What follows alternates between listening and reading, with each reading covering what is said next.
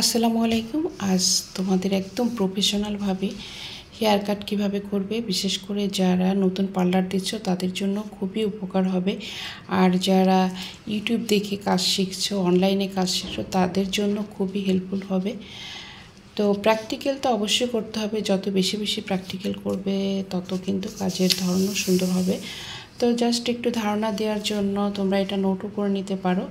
আসলে হেয়ার কাটটা আমরা কিভাবে করব, হেয়ার কাট করার আগে আমাদের ফার্স্ট আমাদের কি নলেজ থাকা প্রয়োজন।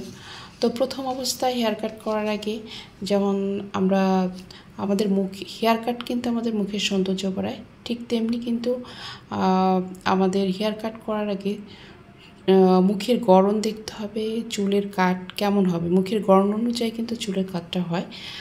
আর চুল কিন্তু এক একজনের চুলের ধরন এক এক রকম হয়, কারো চুল ঘন হয়, কারো চুল পাতলা হয়, কারো চুল কিন্তু খুবই কোঁকড়ানো হয়। সবসময় খেয়াল করবে যে একজনের হেয়ার কাট অন্যজনকে কিন্তু মানাবে না। আমরা কিন্তু এই ভুলটা সবসময় করি। দেখা যাচ্ছে ডলে কিছু হেয়ার কাট করা থাকে, আবার অনেকে বলে যে আমাকে ওই হেয়ার কাটটা করে দেন, কিন্তু সেই ব্যক্তি বোঝে না যে কেন ওই হেয়ার কাট, কারণ তার চুলের ধরনটা কিন্তু অন্যরকম আর এই চুলের ধরনটা অন্যরকম। তো এটা অবশ্যই আমরা ক্লায়েন্টকে বোঝাবো যে আপনার চুলের ধরন একরকম, ওর চুলের ধরন একরকম। তো মোটামুটি এইভাবে তোমরা হেয়ার কাটটা করবে। তো প্রথম মোটামুটি আমরা জেনে নিলাম যে হেয়ার কাট সম্পর্কে। হেয়ার কাট করতে গেলে প্রথম অবস্থা আমাদের কী এটা হলো ফার্স্ট স্টেপ, এরপর সেকেন্ড স্টেপ। এখন আমরা জানবো মুখের শেপ কত ধরনের হয়ে থাকে। সাধারণত দেখো মুখের, আমি এখানে কিছু জাস্ট তোমাদের নলেজ দেওয়ার জন্য আমি দেখো এখানে মুখের শেপ কত ধরনের। সাধারণত আমাদের 6 ধরনের হয়ে থাকে। যেমন লং শেপ, লংটা একটু গোলাকৃতির মানে লম্বাটে হয়। তারপর হচ্ছে রাউন্ড শেপ, এরপর আছে square shape, heart shape, diamond shape. তো মানুষের মুখের ফেসের কাটিংটা কিন্তু এরকম হয়ে থাকে, কারণ আমরা যখন কাজ করি, বিশেষ করে মেকআপের ক্ষেত্রেও আমাদের প্রয়োজন হয়, হেয়ার কাটের ক্ষেত্রেও আমাদের এই জিনিসগুলো প্রয়োজন হয়। তো মেকআপের ক্ষেত্রে আমরা যখন এই ধরনের ফেস দেখতে পাই তখন আমরা এটাকে আবার ওভাল শেপ নিয়ে আসি, ওভাল শেপে নিয়ে আসি, কারণ এই সবচেয়ে আদর্শ শেপ হচ্ছে ওভাল শেপ। এটা মেকআপটা করলে অনেক সুন্দর হয়। যাক, মেকআপের বিষয় নিয়ে পরে কথা বলবো। তো মোটামুটি এই যে কয়টা বললাম যে এরকম দেখবে প্রত্যেকের ফেসের ধরন কিন্তু এক একজনের ফেসের ধরন এরকম আকৃতির হয়ে থাকে।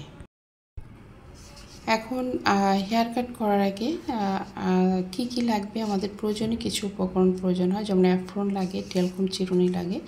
টেলকম চিরুনি বলতে এই যে এটাকে আমরা টেলকম চিরুনি বলি, এই যে এটাতে হেয়ার কাট করতে কিন্তু খুবই সুন্দর, চুল সেকশন করতেও খুবই সুবিধা।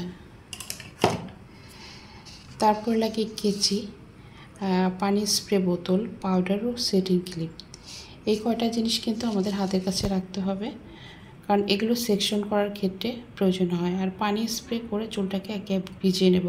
তবে হেয়ার কাট করার আগে সবসময় খেয়াল করতে হবে চুলটা যেন শ্যাম্পু করা থাকে, কারণ ময়লা চুলে কখনো হেয়ার কাট করবে না, আর তেল দেওয়া চুলে কখনো হেয়ার কাট করবে না, কারণ এটা করলে চুলের কাটিংটা সুন্দর হবে না। তো ওইভাবে আসে, তো অবশ্যই শ্যাম্পু ওয়াশ করে নেবে। তো এবার যে প্রথম ফার্স্ট আমি বলেছিলাম যে কোনটা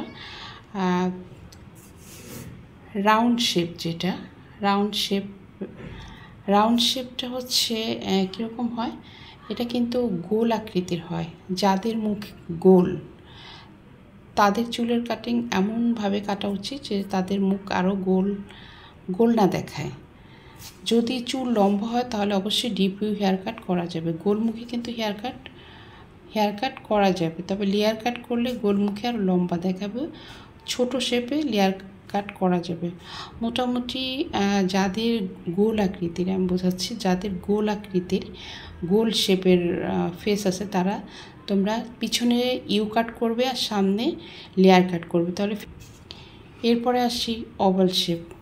ওভাল শেপটা সাধারণত এটা স্টেপ কাট খুবই ভালো লাগে এবং ভলিউমটাও বেশি মানায়, আর এতে ফেসটা ছোট দেখাবে এবং এতে লেয়ার করাও যাবে। তবে লেয়ার করার ক্ষেত্রে কানের লতি থেকে লেয়ার করতে হবে। এরপরে আসি স্কোয়ার শেপ। স্কোয়ার শেপটা সাধারণত চৌকামুখী হয়ে থাকে, চারকোনা। স্কোয়ার মানে তো চারকোনা, চৌকামুখী হয়ে থাকে। এই কাটিংটা খুব চিন্তা করে কাটতে হয়, কারণ চৌকামুখী চোয়াল বেশ বড় দেখায়। যদি লেয়ার কাট করতে চায় তবে কানের লতির নিচ থেকে কাটতে হবে, কারণ ক্লায়েন্টের অনেক চাহিদা থাকতে পারে, সে লেয়ার কাট করতে চাইতে পারে, ব্যাংকস করতে। তবে আমরা একটু বুঝে শুনে বা তার ক্লায়েন্টকে খুব ভালো করে বুঝিয়ে তারপরে কাটিংটা করা উচিত। আর এটা স্টেপ কাট করা যাবে, তবে চোয়ালের অংশ ঢাকা পড়বে যদি আমরা স্টেপ বা ভলিউম কাট যদি করি। যদি কপাল বড় হয় তাহলে অবশ্যই ফ্রন্ট লেয়ার করতে হবে, ফ্রন্ট বা অথবা ব্যাংকস করা যেতে পারে। অ্যান্ড ডায়মন্ড শেপ যেটা, এটাও অনেকটা ডায়মন্ডের আকৃতি, তো সবাই চেনো যে ডায়মন্ডের আকৃতিটা কীরকম হয়। এই শেপটা সাধারণত চিক বোনের দিকে চওড়া হয়, এই আর কপাল সরু হয়, মানে কপালের দিকে ছোট হয়, কপাল আর চিবুক একটু চওড়া দেখায়, গালের হাড় ও চিকবোন যেন সরু দেখায়, এমনভাবে আমাদের হেয়ার কাটটা করতে হবে। তো এই সমস্ত এই ধরনের যাদের ডায়মন্ড শেপ তাদের ফেদার, ব্যাংকস, ওয়েভি এভাবে চুল কাটলে দেখতে ভালো লাগবে। ফেদার কাট আছে, ব্যাংকস কাট আছে বা ওয়েভি, এই ধরনের কাট করলে চুলটা দেখতে ভালো লাগবে। এরপর আসি লং ফেস যাদের তাদের ফেসটা সাধারণত লম্বা আকৃতির হয়, তাদের এমন হেয়ার স্টাইল করতে হবে যেন চুলটা ঘন দেখায়। তাদের কিন্তু শর্ট লেয়ারে খুবই ভালো লাগবে, বব করতে পারে বা ফ্রিঞ্জ কাট করতে পারে।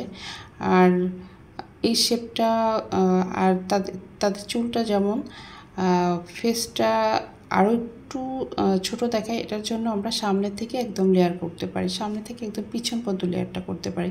তবে লেয়ারের কাটটা হবে ছোট ছোট, তাহলে ফেসটা আর একটু গোল আকৃতির দেখাবে। আশা করি আমার এই ভিডিওটি ভালো লাগবে, ভালো লাগলে লাইক, কমেন্ট, শেয়ার, সাবস্ক্রাইব করবে। আর অলরেডি যারা সাবস্ক্রাইব করেছো তাদের জন্য অসংখ্য ধন্যবাদ। মোটামুটি আমি হেয়ার কাট সম্পর্কে মোটামুটি তোমাদের ধারণা দিতে পারলাম। আর যদি তোমরা বাসায় বসে কেউ করতে চাও, তারাও এটা ফলো করতে পারো, কারণ এই আমাদের ফেস কীরকম এটা আমরা নিজেরা দেখেও সেটা আমরা যাচাই বাছাই করতে পারি। তা আজ এ পর্যন্ত, আবার কোনো নতুন ভিডিও নিয়ে আসবো। আল্লাহ হাফেজ।